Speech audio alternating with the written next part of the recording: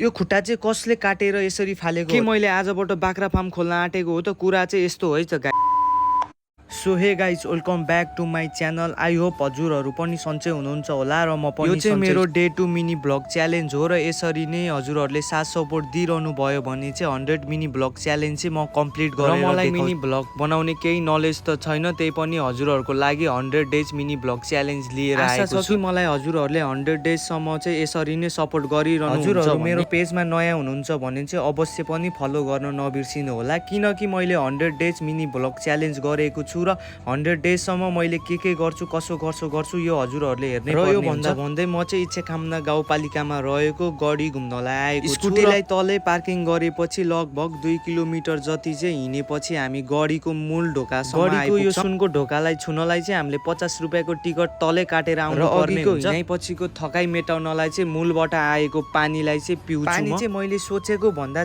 चिसो र मिठो पनि धेरै अरू केही त बोल्न आउँदैन, जस्तो छ त्यस्तै बोलिदिएको छु। र हजुरहरूले यहाँसम्म हेर्दा मेरो भिडियो कस्तो लाग्छ हजुरहरूले कमेन्ट अवश्य पनि गर्नु होला। र म ढोकाबाट भित्र जाँदैछु र भित्र पनि के कस्तो चिजहरू छ हजुरहरूलाई म तल्लो तलामा चाहिँ त्यस्तो वाउ भन्ने चिज केही पनि थिएन, यसैले चाहिँ म तल्लो तलाबाट मास्लो तलामा चाहिँ तलामा पनि खासै केही त थिएन। भित्तामा टालिएको फोटोहरू हेरेर चाहिँ हामी भित्रबाट बाहिर निक्लिँदा चाहिँ डाँडा वरिपरि चाहिँ हुसुले चाहिँ ढाकिँदै आयो। भन्दै आजको लागि मेरो मिनी ब्लग यहीँ सकिएको छ। हजुरहरू नयाँ हुनुहुन्छ भने अवश्य फलो गर्नु होला।